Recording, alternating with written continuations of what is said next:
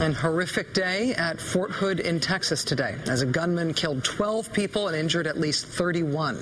The suspect was identified as 39-year-old Army Major Nadal Malik Hassan, an Army psychiatrist who had been stationed at Walter Reed Army Medical Center for 6 years. For hours, the Army said that the gunman had been killed at the scene. Then, earlier this evening, the Army held a press conference and made a stunning announcement. The suspected gunman is still alive. I'm General Cohn, Commanding General of Fort Hood, 3 Corps. As I mentioned before, this has been a tragic incident, and our hearts and prayers go out to those who have been impacted here today. I've personally spoken with the President, and he has extended his condolences and offered his support to the Fort Hood and surrounding community. The investigation is ongoing, but preliminary reports indicate there was a single shooter that was shot multiple times at the scene. However, he was not killed as previously reported. He is currently in custody and in stable condition. I say again, the shooter is not dead, but in custody and in stable condition. This is a cooperative investigation, and state and federal law enforcement officials. Earlier, it was reported that one victim was killed was a female civilian officer. We now know that the female officer is alive, just out of surgery and in stable condition. She is believed to be the first responder who shot the suspect. At this time, the number of victims killed remains 12, with 31 injured. At Fort Hood tonight, we're focusing on 3 areas. First and foremost, the care of the wounded. Second, security of this installation. This post is no longer locked down, as you can see, but we will continue to operate at a heightened level of security, as well as continue to investigate to ensure that no threats remain. Third, we will continue to focus on casualty assistance efforts, including casualty notification and grief counseling. I want to take a moment to praise the efforts of our first responders and all of the agencies who have come to support our soldiers and families in this critical time. And it is truly overwhelming, the offers of support that we have had at the national and local level in dealing with this situation. Tomorrow at Fort Hood, we will observe a day of mourning. Fort Hood and local schools will be open, and we'll move back to normalcy as soon as possible. At this point, I'll take your questions. General, what can you tell us about the alleged shooter and what he motivated him? I think there's been a lot reported on that. I can't really tell you much other than his name of the suspect we have in custody, and that is Hassan, Major Hassan. Did he say anything? Did he open fire? I have nothing to add about Major Hassan. Where is he right now? He is hospitalized, and I have had no personal background with him that I could speak of. General, what about the other 2 who were taken into custody briefly? What happened to them? As I said, in this incident, when it immediately happened, there were some eyewitnesses that indicated that they saw some people exiting the scene, moving into 2 buildings. And again, what we took a long time to do is basically secure those buildings, question the individuals, and question over 100 people at the scene that lead us to believe right now that is a single shooter. And again, the key point I would make is that, with as many people wounded, counterintuitively, that is a concern, and that's why we've asked for assistance from federal agencies to make sure that we have this investigation right. There were initially 3 were held. All have been interviewed, and at this time we believe the evidence indicates it was a single shooter. Can you describe what happened, how the shooter opened fire, and what was happening?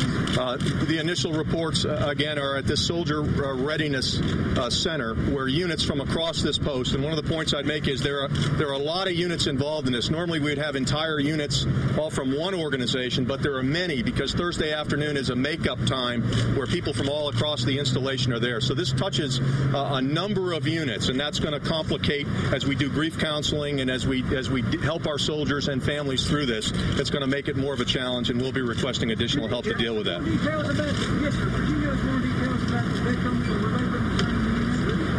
No, they weren't, and as I say, they're from a number of units across Fort Hood that were going through this makeup readiness process in the afternoon.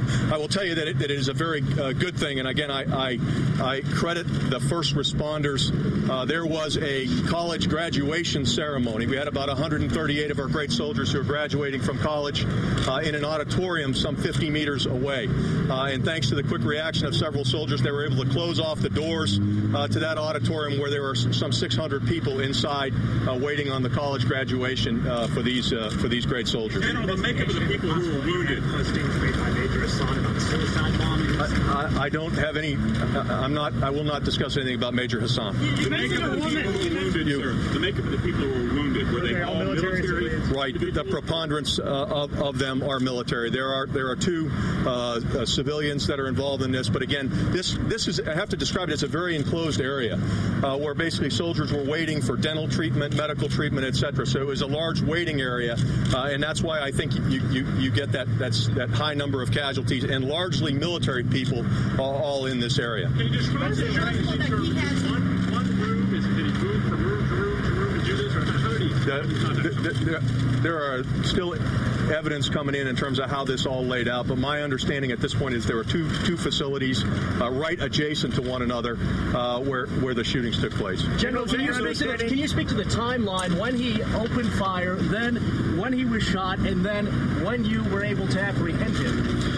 We are reviewing that timeline, but it was in a very close sequence of events in terms of the response. As I say, otherwise I think we'd have had significantly more casualties. General, is it your understanding he had two handguns and did all this with two pistols? But those are the initial reports from the scene, is that he had two. One was a semi-automatic weapon, which might explain the rate of fire that he apparently attained. Did he target people that he knew?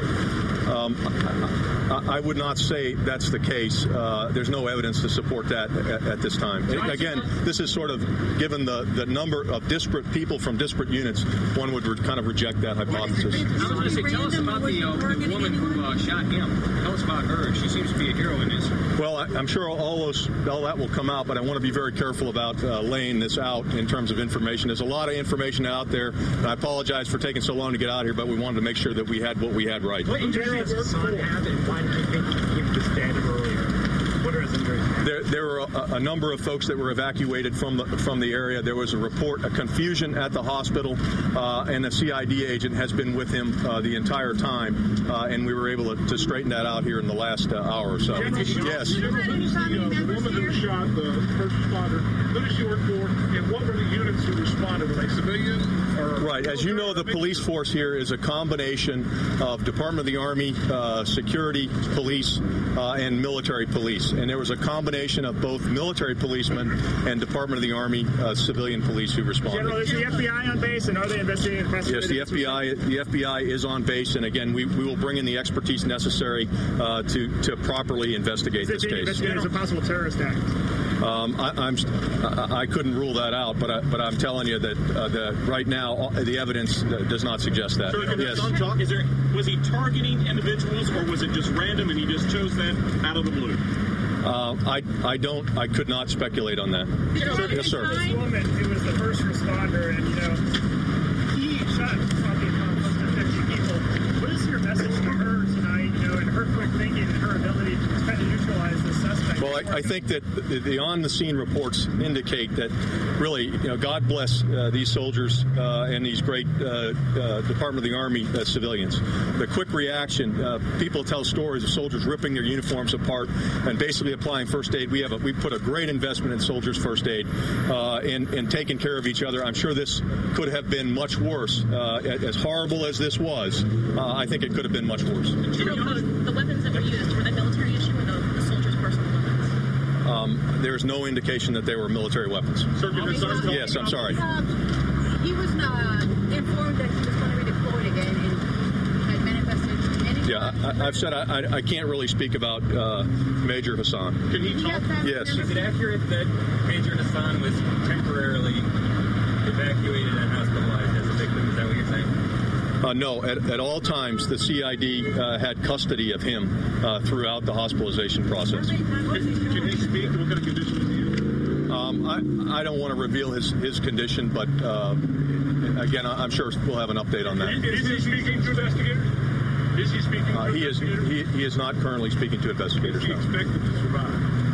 I would say his death is not imminent. General, did you say that there were soldiers that were ripping off their uniforms and treating the wounded as they were? Right. The problem that you had initially at this scene is that the shooter started, and until they could secure the scene, in terms of trying to get people in and start the casualty evacuation, there was some tenuous moments in terms of trying to get in there. So it would make sense that the soldiers who were on the scene would provide first aid first, because many of them are trained as combat lifesavers. So was the soldiers that were in this room, would they have been armed themselves, or is this a place? No, we would not. As a matter of practice, we do not carry weapons. This is our home. So we do have security guards that are here, the MPs and the Department of the Army Civilian Police. But soldiers on Fort Hood do not carry weapons. I will say that we are, as a matter of assurance to the local community, we are going to increase our security presence here in the coming days.